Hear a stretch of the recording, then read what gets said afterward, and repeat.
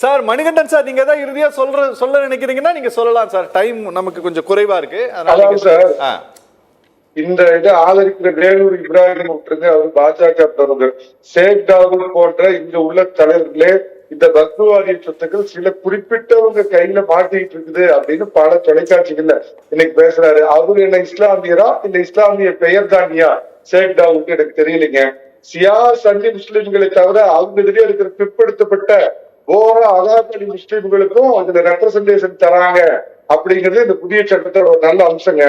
அதே மாதிரி உங்களுடைய மாநில உரிமை நிர்ணயிக்கப்படுகிறது. கலெக்டர், திராவிட கலெக்டர், எந்த ஆட்சி வந்தாலும் திராவிட கலெக்டர் தான் இருப்பாரு. மத்தத விட்டுருங்க, தமிழ்நாட்டுல திராவிட கலெக்டர் தான் இருப்பாரு. திராவிட கலெக்டர் தான் ரிஜிஸ்ட்ரிங் அத்தாரிட்டி, அவர் தான் அப்ப இது உச்சபட்ச அத்தாரிட்டி அவர் தான். அதனால திராவிட கலெக்டர் இருக்கிற மாநிலத்துல பாவம் பயந்துக்கலாம் வேண்டாங்க. எதிர்ப்பா போராட்டம் வெடிக்குன்னு நினைக்கிறேன் அப்படின்னு அரவிந்த் ஜாக்சன் அருமையா ஒரு வார்த்தை சொன்னாரு. மத்திய பிரதேசத்தில் ஏற்கனவே இதுக்கு ஆதரவா பெரிய போராட்டங்கள் முஸ்லிம் பெண்கள் முஸ்லிம்களே முன்னின்று போராட்டம் ஆதரவா நடத்துறாங்கிறத பார்த்துருப்பீங்க. வக்ஃபு செய்வதற்கு முன்பு ப்ராப்பர் நோட்டீஸ் கொடுக்கணும் அப்படின்னு சொல்லியிருக்கிறது ஒரு நல்ல அம்சங்க.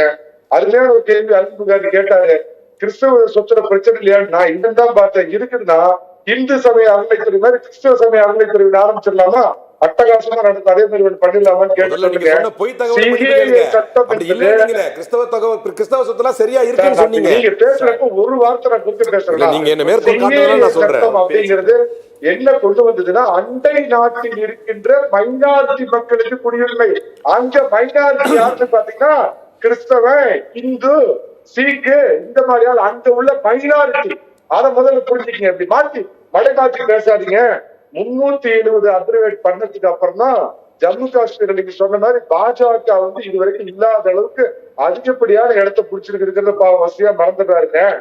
1992 பாபர் மசூதி இடிக்கிறதுக்கு அப்புறம் தான் மரியாதைக்குரிய விடுதலை சிறுத்தைகளும் திமுகவும் போய் பிஜேபியோட கூட்டணியில இருக்கிற பாவம் தங்கத்தமிழனுக்கு அப்படியே செலக்டிவ் அம்னிஸ்டியா மறந்து போயிட்டாருங்க.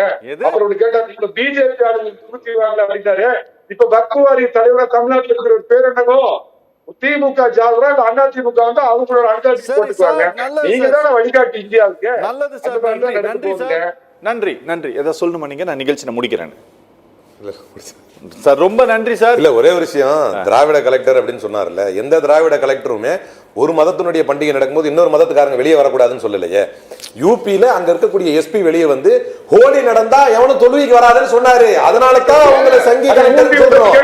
ஆபத்து உங்ககிட்ட இருக்குது உங்களுக்கு. நாங்க அதனால சொல்றோம், எந்த திராவிட கலெக்டர் இங்க எந்த மத உரிமையை பறிக்கலையே. ஆட்சி எல்லா மதத்துக்குமான நேர்மையான ஆட்சியா நடக்குது. அங்க யூபியில நடக்கலையே சார். நன்றி, 4 பேருக்குமே ரொம்ப நன்றி. எந்த திராவிட கலெக்டரும் வழிபாட்டு தலத்தில் தலையிடல. அப்படி இல்ல, அதனால தான் பயப்படுறோம். மணிகண்டன் சார், இந்தியாவிலேயே அதிக வக்ஃபு சொத்துக்கள் உள்ள மாநிலம் யூபி. அதனால பயப்படுறோம்.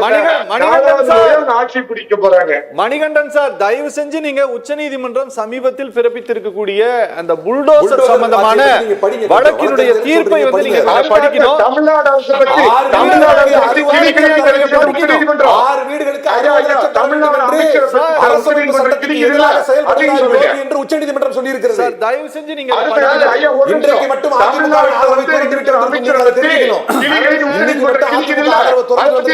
அதை படிச்சு தெரிஞ்சுக்கணும் சார். நன்றி நன்றி. தமிழ்நாட்டு அமைச்சரை பத்தி உச்சநீதிமன்றம் கிழிக்குது இல்ல, அதை பத்தி என்னன்னு கிழிக்குது? மதவாதத்தை பற்றி பேசுறேன். ஒரு மதத்துக்கும் இன்னொரு மதத்துக்கும் சம்பந்தப்பட்ட விஷயம் இருக்குதா ஏதாவது? நீங்க மதத்தை பத்தி பேசிட்டு இருக்கீங்க. வக்ஃபு பத்தி மத விஷயம் தானே. வக்ஃபு மத விஷயம் தானே. நீங்க சொல்றது ஊழலை பத்தி, நான் வக்ஃபு மத விஷயத்தை பத்தி பேசுறேன். கிழிக்குது இல்ல, வக்ஃபோட பத்தி பேசுறீங்கன்னா மதம் சார்ந்த விஷயம். ஹோலியை பத்தி பேசுறேன், நோம்பை பத்தி பேசுறேன். அந்த மாதிரி மதத்தை பத்தி பேசுறாங்களா? வக்ஃபு போர்டு என்பது நீங்க தான் எடுத்துருக்கீங்க. இந்த சூர்யா தான் சொன்னாரு.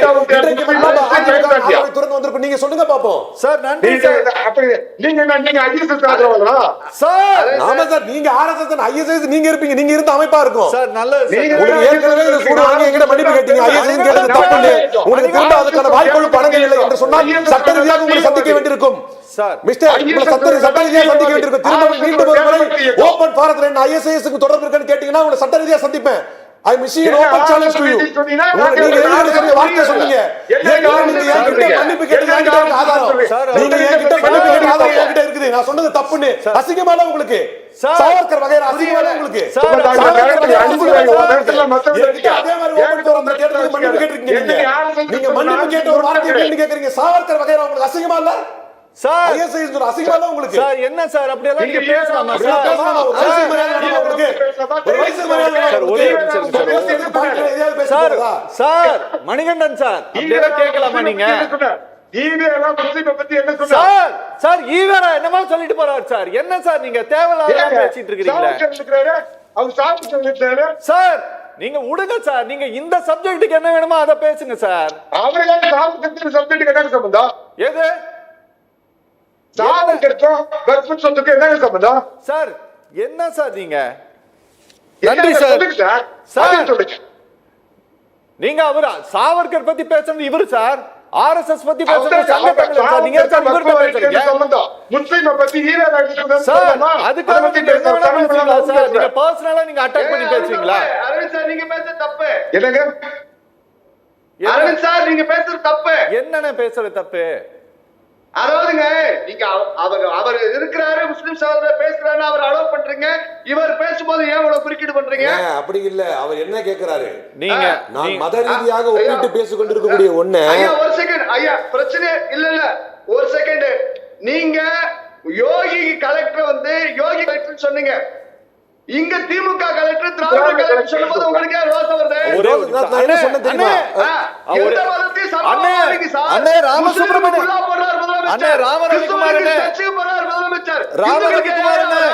ராமரவிக்குமாரனே, இங்க பாருங்க, தயவு செஞ்சு நீங்க கொஞ்சம் நீங்க புரிஞ்சுக்கங்க அதை ஏன் ஒரு சொல்றாருன்ட்டு. நீங்க சுப்ரீம் கோர்ட்ல இப்ப பிறப்பித்து இருக்கக்கூடிய உத்தரவுல வீடுகள் இடிக்கப்பட்ட அத்தனை பேருமே முஸ்லிம் வீடுகள் சார். ஒரு செகண்ட் இல்ல, நீங்க அதனாலதான் சொல்றாங்க. நீங்க சார் நான் ஒரே நிமிஷம் சொல்ல விரும்புறேன். அதற்கு இந்த பாதிக்கப்பட்டிருக்காங்க. தமிழ்நாட்டு யூபி மாடல் இல்ல நாங்க நினைக்கிறது உத்தரப்பிரதேச யூபி மாடல். அவ்வளவுதான். சரி, ரொம்ப நன்றி.